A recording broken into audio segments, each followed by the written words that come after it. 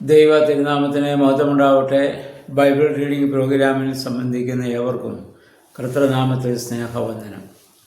സംഖ്യാപുസ്തകം 25 അധ്യായം നമ്മളിന്ന് വായിക്കുന്നു. 24 അധ്യായത്തിൽ നമുക്കറിയാം, 23, 24 അധ്യായങ്ങളിൽ മോവാബ്യ രാജാവായ ബാലാക്ക് ദൈവത്തിൻ്റെ പുരോഹിതനായ ബിലയാമിനെ കൊണ്ടുവന്ന് ഇസ്രായേലിനെ ശപിക്കാൻ വേണ്ടി ആവശ്യപ്പെടുന്നു.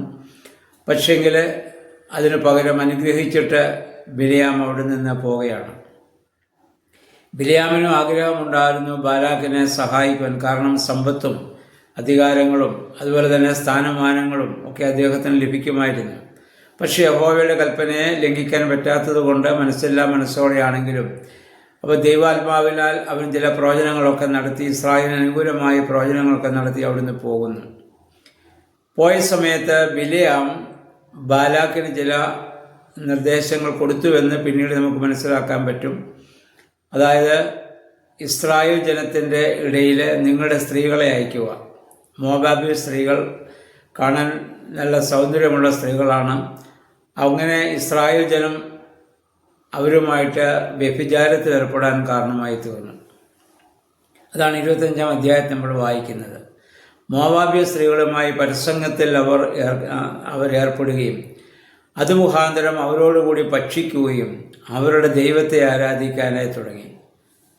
അതായത് ബാൽ ദൈവത്തെ, അതായത് ബാൽ പെയോർ എന്ന് പറഞ്ഞാൽ പെയോറിലെ ദേവനായ ബാലിനെ. ആ ബാൽ ദേവൻ കൃഷിയുടെ ദേവനായി മറ്റ് ജാതികൾ കണ്ടിരുന്ന ദേവനാണ്. അപ്പോൾ കൃഷിയൊക്കെ നന്നാകണമെങ്കിൽ ആ ദൈവത്തെ ആരാധിക്കണമെന്നുള്ള ഒരു മനോഭാവത്തോടുകൂടി അവർ ആ ദൈവത്തെ ആരാധിച്ചിരുന്നു. അതിൻ്റെ വലിയ വിഗ്രഹങ്ങൾ ഉണ്ടാക്കുകയും അതിൻ്റെ പിന്നിൽ നമസ്കരിക്കുകയും ഒക്കെ ചെയ്യും. അതും ഇസ്രായേൽ ജനം അതുപോലെ ചെയ്യാൻ തുടങ്ങി. കാരണം അവരുടെ സ്ത്രീകളുമായിട്ടുള്ള ഒരു ബന്ധത്തിൽ, അവരുടെ സ്വാധീനത്തിൽ വിശ്വാസ വ്യതിചലനം അവർക്കുണ്ടാവുകയാണ്. അത് യഹോവ അവരോട് കോപിക്കുന്നതായി നമ്മൾ കാണുന്നുണ്ട്. കാരണം ദൈവം ന്യായപ്രമാണം മോശയ്ക്ക് കൊടുത്തപ്പോൾ പറഞ്ഞ ആദ്യത്തെ 2 കൽപ്പന, ഒന്നിൻ്റെ ദൈവമായ കർത്താവ് ഞാനാണ്, ഞാനൊഴികെ മറ്റൊരു ദൈവം നിനക്കുണ്ടാവരുത്. 2ാമത്തെ കൽപ്പന, മേലാകാശത്തിലെങ്കിലും താഴെ ഭൂമിയിലെങ്കിലും, ഭൂമിക്ക് താഴെ വെള്ളത്തിലെങ്കിലും ഒന്നിൻ്റെയും പ്രതിമയുണ്ടാക്കി അതിനെ വന്ദിക്കുകയോ ആരാധിക്കുകയോ ചെയ്യരുത്. ആ കാര്യത്തിൽ ദൈവം ഒരു വിട്ടുവീഴ്ചയ്ക്കും ദൈവം അത് തയ്യാറാവുകയില്ല. അതുകൊണ്ട് ഈ ഒരു ഇതിൽ അവർക്ക് ദൈവം അവരുടെ ഇടയിൽ ബാധയെ അയക്കുകയും അവരെ ശിക്ഷിക്കുകയും ചെയ്യുന്നതായി നമ്മളിവിടെ മനസ്സിലാക്കുന്നു. ഇത് ബിലയാമാണ് ഇത് പറഞ്ഞു കൊടുത്തത് എന്നതിന് ഒരു തെളിവ് നമുക്ക് കിട്ടുന്നത് വെളിപ്പാട് പുസ്തകം 2 അധ്യായത്തിൻ്റെ 14 വാക്യമാണ്. ഇതോട് ചേർത്ത് വായിക്കുമ്പോൾ നമുക്ക് മനസ്സിലാകും. 2 അധ്യായത്തിൻ്റെ 14 വാക്യം ഇപ്രകാരം പറയുന്നു: പെർഗമോസിലെ സഭയ്ക്ക് വേണ്ടി ദൂതൻ എഴുതുന്നത്, വിഗ്രഹങ്ങൾക്ക് അർപ്പിച്ചവ ഭക്ഷിക്കുവാനും വ്യഭിചാരം ചെയ്യാനും ഇസ്രായേൽ മക്കൾക്ക് ദുഷ്പ്രേരണ നൽകാൻ ബാലാക്കിനെ പഠിപ്പിച്ച ബിലയാമിൻ്റെ ഉപദേശങ്ങൾ മുറുകെ പിടിക്കുന്നവർ അവിടെയുണ്ട്. വിഗ്രഹങ്ങൾക്കർപ്പിച്ച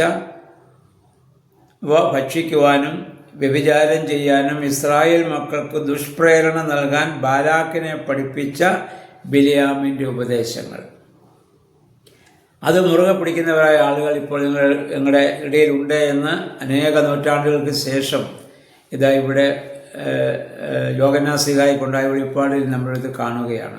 അപ്പോൾ അതിൽ നിന്നാണ് നമ്മൾ മനസ്സിലാക്കുന്നത്, ബിലയാമാണ് ബാലാക്കിന് ഈ ബുദ്ധി പറഞ്ഞു കൊടുത്തത്. ഇസ്രായേലിനെ നശിപ്പിക്കാൻ ഒരു കാര്യം മാത്രമേ ഉള്ളൂ, ദൈവം അവരോട് കോപിക്കും. നീ അന്യദൈവങ്ങളെ ആരാധിക്കത്തക്കോണം നിങ്ങൾ സ്ത്രീകൾ മുഖാന്തരം അവരെ വശീകരിക്കാം. ഇന്നും പുതിയ സഭയിലൊക്കെ ഇങ്ങനെ തന്നെ സംഭവിക്കുന്നുണ്ടല്ലോ. ഇങ്ങനെയുള്ള അവിഹിത ബന്ധങ്ങളിലൂടെയൊക്കെ സത്യവിശ്വാസം ത്യജിച്ച് മറ്റുള്ളതായ വിശ്വാസത്തിലേക്ക്, മറ്റുള്ള ആചാരങ്ങളിലും അനുഷ്ഠാനങ്ങളിലൊക്കെ മനുഷ്യൻ വീണു പോകുന്ന വലിയ സാഹചര്യം ഇന്നുമുണ്ട്. അപ്പോൾ ദൈവം അവരോട് കോപിക്കുകയും ബാധ അയക്കുകയും 24,000-ത്തിലധികം ആളുകൾ അങ്ങനെ അവിടെ മരിച്ചു വീഴുകയും ചെയ്തു. ഈ സമയത്തൊരു സംഭവം ഇവിടെ നമ്മൾ പറയുന്നുണ്ട്. ഫിനഹാസ് എന്ന് പേരുള്ള ഒരു യുവാവ്, ഒരു യഹൂദനായ അല്ലെങ്കിൽ ഒരു ഇസ്രായേൽക്കാരനായ സിമ്രി എന്ന് പറയുന്ന മനുഷ്യനും മോവാബ്യ ദേശക്കാരിയായ കൊസ്ബി എന്ന് പറയുന്ന ഒരു സ്ത്രീയും തമ്മിൽ വ്യഭിചാരം ചെയ്യുമ്പോൾ ഈ ഫിനഹാസ് കുന്തവുമായി ചെന്നവരെ അവിടെ കുത്തിക്കൊല്ലുകയാണ്. ആ കുത്തിക്കൊല്ലുന്നതോടുകൂടി ഇസ്രായേൽ ജനത്തിൻ്റെ ഇടയിൽ നിന്ന് ആ ബാധ അവിടെ നിന്ന് ഇത് മാറ്റപ്പെടുകയാണ്. അതിനു മുൻപ് യഹോവയായ ദൈവം മോശയോട് പറഞ്ഞു, ഇസ്രായേൽ ജനത്തിലെ നേതാക്കന്മാരെയൊക്കെ നീ തൂക്കിലേറ്റണം. കാരണം അവർ ആണ് ഈ ജനത്തെ സംരക്ഷിക്കേണ്ടവരാണ്. നിങ്ങളുടെ തെറ്റിൽ നിന്ന് അവരെ പിന്തിരിപ്പിക്കേണ്ടവരാണ്. അവരുടെ സൈഡിൽ നിന്നുകൊണ്ടാണ് ജനം ഇത് ചെയ്യാൻ കാരണമായി തീർന്നത്. അപ്പം നേതൃത്വത്തിലുള്ളവർക്ക് വലിയ ഉത്തരവാദിത്വമുണ്ട് എന്നുള്ള കാര്യം നമുക്ക് മനസ്സിലാവും. അതുകൊണ്ട് നേതാക്കന്മാരെ തൂക്കാൻ പറഞ്ഞു. പരസ്യമായി തൂക്കുമ്പോൾ അത് കണ്ട് ജനം പാപത്തിൽ നിന്ന് വിട്ടൊഴിയുന്നതിന് വേണ്ടിയിട്ടാണ് പരസ്യമായി അവരെ തൂക്കുവാൻ യഹോവയായ ദൈവം ആവശ്യപ്പെട്ടത്. ഇപ്പോൾ ഫിനെഹാസ് ഇത് ചെയ്തതോടുകൂടി ദൈവത്തിൻ്റെ നിത്യ പൗരോഹിത്യത്തിന് അവൻ അവകാശിയായി തീരുന്നു. ആരായി ഫിനെഹാസ്? പുരോഹിതനായ അഹ്റോൻ്റെ മകൻ എലിയാസാറിൻ്റെ മകനാണ്. അഥവാ അഹ്റോൻ എന്ന പുരോഹിതൻ്റെ കൊച്ചുമകനാണ് ഈ ഫിനെഹാസ്. അദ്ദേഹത്തിന് പിന്നെ ആ പൗരോഹിത്യത്തിൻ്റെതായ ആ വലിയ നൽവരവും ഉടമ്പടിയും ദൈവം നൽകുന്നതായി ഇവിടെ കാണുന്നുണ്ട്. തൻ്റെ നാമത്തിന് വേണ്ടി ധൈര്യത്തോടെ പ്രവർത്തിക്കുന്നവരെ ദൈവം മാനിക്കുന്നുവെന്ന് ഫിനെഹാസിന് ദൈവം കൊടുത്ത ഈ ഉടമ്പടിയിലൂടെ നമുക്ക് മനസ്സിലാക്കാൻ സാധിക്കും. ദൈവത്തിന് വേണ്ടി നിലനിൽക്കുന്നവരെ ദൈവം സംരക്ഷിക്കും, ദൈവം അവരെ മാനിക്കുമെന്നുള്ളതാണ് ഇന്ന് മനസ്സിലാക്കുന്നത്. നാം ഓരോ വിശ്വാസിയും നമ്മളെല്ലാം ഫിനെഹാസിനെ പോലെ ആവേണ്ടതാണ്. പാപത്തെ എതിർക്കുകയും അതേസമയത്ത് പാപം ചെയ്യാതിരിക്കാനുള്ള ഒരു വലിയ തീക്ഷ്ണതയോടുകൂടി, വിശ്വാസത്തിൻ്റെ തീക്ഷ്ണതയോടുകൂടി ജീവിക്കാൻ നമ്മൾ ഇത് വിളിക്കപ്പെട്ടവരാണ്. 16-ാം അധ്യായത്തിലേക്ക് വാക്യത്തിലേക്ക് വരുമ്പോൾ നമ്മൾ വായിക്കുന്നു, യഹോവയായ ദൈവം മോശയോട് പറയുന്ന മിദ്യാനരെയൊക്കെ നീ അത് സംഹരിച്ച് കളയണം. കാരണം അവർ ഇവിടെ ഉള്ള കാലത്തോളം എൻ്റെ ഈ ജനം അവരോടുള്ള ബന്ധത്തിൽ പാപം ചെയ്തു പോകും. അപ്പം ഇതുമായി ബന്ധപ്പെട്ട് നമുക്ക് വായിക്കാവുന്ന വേദഭാഗമാണ് സങ്കീർത്തനം 1-ാം സങ്കീർത്തനത്തിൻ്റെ 1-2 വാക്യങ്ങൾ. എന്താ വായിക്കുന്നത്? ദുഷ്ടന്മാരുടെ ആലോചന പ്രകാരം നടക്കാതെയും പാപികളുടെ വഴിയിൽ നിൽക്കാതെയും പരിഹാസികളുടെ ഇരിപ്പിടത്തിൽ ഇരിക്കാതെയും യഹോവയുടെ ന്യായപ്രമാണത്തെ ലാഭകൾ ധ്യാനിച്ചിരിക്കുന്നവൻ അവൻ ആരാണ്? ആറ്റരികത്ത് നട്ടിരിക്കുന്ന വൃക്ഷം പോലെ അവൻ ഫലം കായ്ക്കുന്നവനാണ്. അപ്പോൾ നമ്മൾ ജീവിക്കുന്ന ഈ സാഹചര്യം ദുഷ്ടന്മാരുടെ ആലോചനയും പാപികളുടെ വഴിയും പരിഹാസികളുടെ ഇരിപ്പിടമൊക്കെ ഉണ്ട്. അപ്പം അതിൽ നിന്നൊക്കെ നമ്മൾ വിട്ടൊഴിഞ്ഞ് മാറി നിൽക്കണം.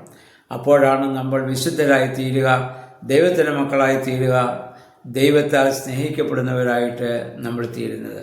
അപ്രകാരം ഒരു ജീവിതം നയിപ്പാൻ ദൈവമേ പരിശുദ്ധാത്മാവെ ശക്തീകരിക്കണമേ.